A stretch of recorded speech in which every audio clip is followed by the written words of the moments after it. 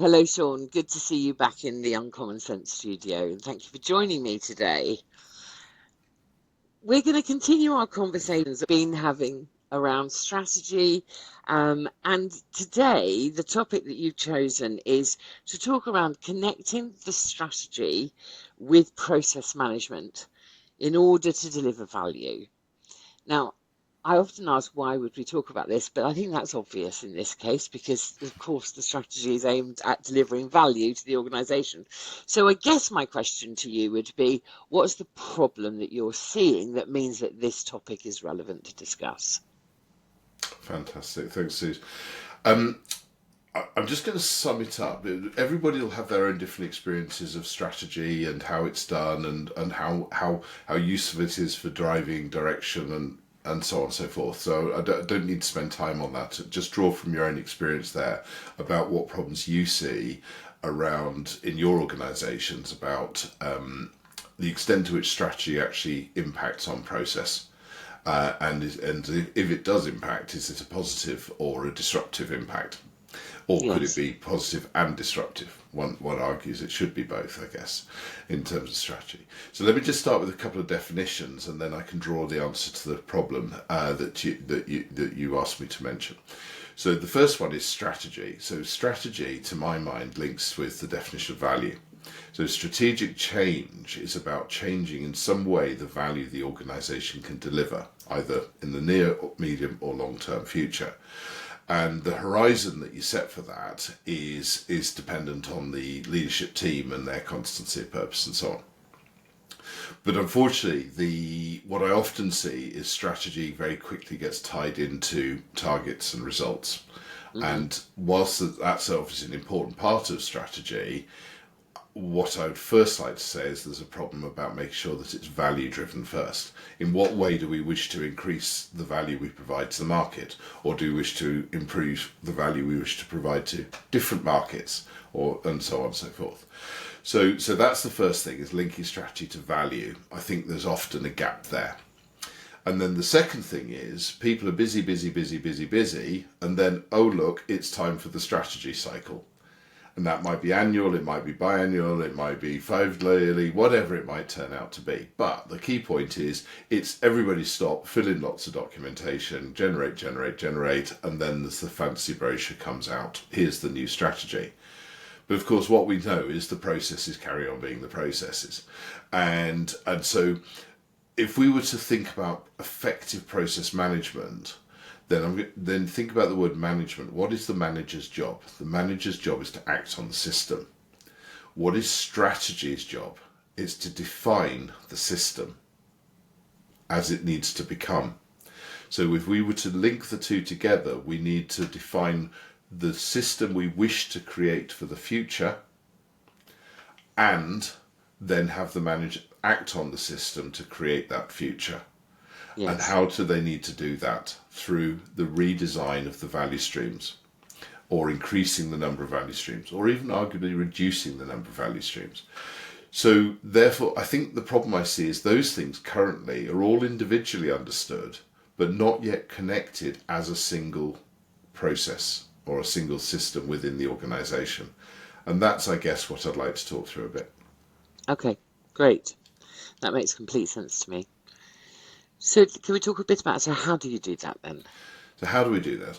So if we're going to focus on building on the recent podcasts, which hopefully you've already listened to, but if you haven't yet listened to, then it provides a lot of context for this conversation, because the version of strategy deployment that I'm referring to and will be referring to throughout this presentation is the lean strategy deployment, which is the less common version of the A3X matrix and processes.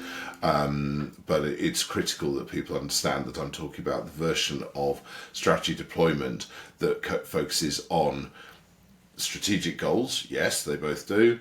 The results. Yes, they both do. The tactics. Yes, they both do. Both the lean and the management by objectives. They all have those three.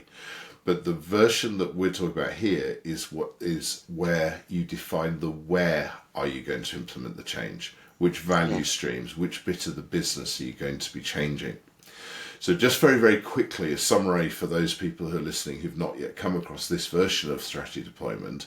The essential process is this. The organisation, the leadership team defines the strategic goals. It then defines how would they know if they've achieved those goals in the form of some form of results. Notice I use the word here results, not targets to improve. It's not target driven, it's how would you know if you've succeeded. And that could be a financial measure, it could be a customer measure, it could be an internal people measure, it could be all kinds of different things. And in fact, if we follow Captain Norton's balanced scorecard, it should in fact be all of them. And that's a key point in its own right. And then, of course, we've got our series of strategic change initiatives, which are generally called tactics on the form, on the matrix. And those are the methods by which we want to achieve things. And we want to make sure there's a clear correlation. If we head for this strategy, we will have a set of results we would expect to see. Increased margin, increased market share, increased health and safety, whatever those priorities are. And then the tactics, we're going to get there. And then in the lean strategy deployment version, what you have then is you define your value streams. And if you've implemented business process management effectively, or in the way we would encourage you to, what you'll have is a level 0 system map, as Stemming taught us to build out, which defines the key systems within our organisation, the key work systems within our organisation that we wish to manage in order to make sure we deliver value. And what that then allows us to do is tie a clean, direct connection between the tactics we wish to implement, the strategic change projects that we're launching and sponsoring, and where in the business we will experience the change. And if it's an existing value stream, then there's a clear correlation there. And if it's a new one, it actually has to be defined as a value stream to be created. And we can then tie that back so we get the full circle that's missing from the MBO version of strategy deployment in terms of the matrix design. So can we check back the other way? If we have this strategic goal, how would we know we've got there? We get this result. What parts of the business are going to deliver that? Which value streams will deliver those results? Is it within the marketing area? Is it within the new product development area? Is it within the product in the fulfilling demand area? And so on and so forth. And what this does is it starts creating a really interesting opportunity for the organization, because next to the where is your available team. And what the strategy deployment process focuses in on is two aspects to the team. Who is going to lead and sponsor the change, and who is going to support the change. And what the organisation can do then is get so much more value out of their strategy deployment processes, because they can actually list out whether it's the level 0 matrix, the level 1 matrix, or the level 2 matrix. And again, that's probably the subject of a whole different podcast, but the word deployment is key here, whether it's at the whole business level or down to the team functional level. The key thing here is you've only got a limited amount of available change leadership and change resource. And we want to make sure that we're not overloading any bit of the business with too much change. And this is the key relationship with business process management. If we put in our system map into our matrix, Ocean Canary matrix, we can make sure that we're not putting too many change programs onto any one value stream. Yes. Or we can not be launching so many that we'd run out of leaders within that value stream to lead the change. Yes. And as we deploy it down level 1, level 2, the same thing applies. We might have enough leaders at the top, but by the time we're at the front line, it may be just one team in the whole organisation that suddenly has to be supporting 6 different change initiatives. Maybe a finance team or an IT service. In fact, that's exactly the conversation I was having yesterday with a client. They were saying, well, we can't do all of the changes we need to do because we've got a bottleneck around IT. Well, this would fix it, because we could see that we've got too many initiatives that are technology-led. And while we have the operational leadership for it, by the time we get down to that, the deployment, the level 2 deployment strategy for within the value stream of the system and the system architecture support, they quickly ran out of leadership capacity for change.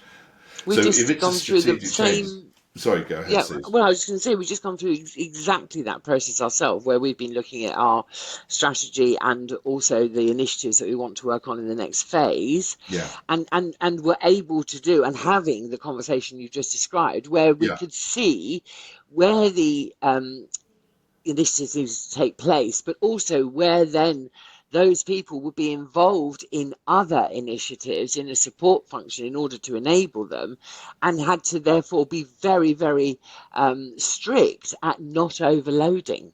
yeah. And it's a difficult. Then, of course, you move into things like prioritization, don't you? So to try and work out well and sequence. That's it. Yeah, and I have a simple conversation with people. It says if it's strategically important, it must be resourced. Yes. And if you run out of resource to resource it, buying strategic change, yeah, with externals, is that a good decision?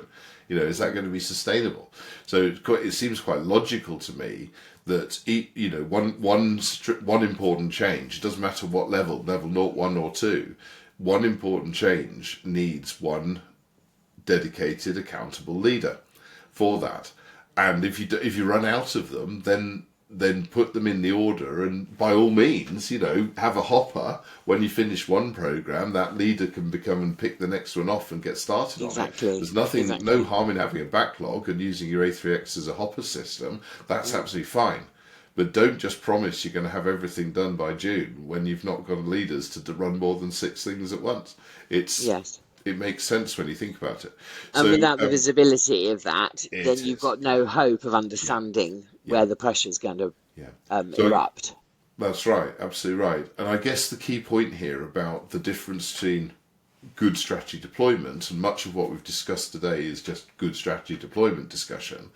The key linkage here to business process management is if you have defined your organization as a series of key work systems and you've properly put in the process and system ownership within that, then you can directly attach your change programs to owners and the value streams, and then your results can be attached to the value stream measures themselves: on time, in full, lead times, all of those good things, total cost of delivery, all these different measures. They start tying up, and you get your system pulling together, so the Yes. operational leaders know to put that 10% of time aside or whatever for strategic change. Makes sense, because there's a Yes. clear direction to the business and a clear ownership of the success of that direction.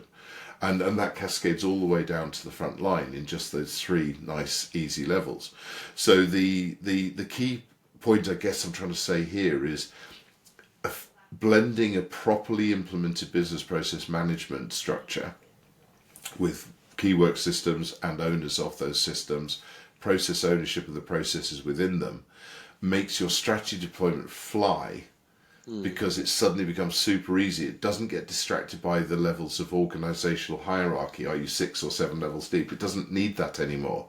It's just simply here's the strategy for the whole business. Break down the relevant bits for each value stream and keyword system, whichever language you want to use here, and then within the keyword system, which are the bits that need to be deployed at the front line. We've now got it tidy. We've got the Yes. ownership, we've got the leadership, we've got the team members, we've got the clarity, we've got the measurable results, and it all ties together on just three layers of A3X. And it just makes your strategy deployment fly so much easier. That's a perfect summary, Sean. Thank you. Thank you very much for today. I think you've explained that perfectly. And, anyone who is struggling with some of this, please get in touch. I know Sean would love to talk more about it. Absolutely, I would. Thanks very much, Suze. Great to speak again. Thank you. You too. Bye. Bye.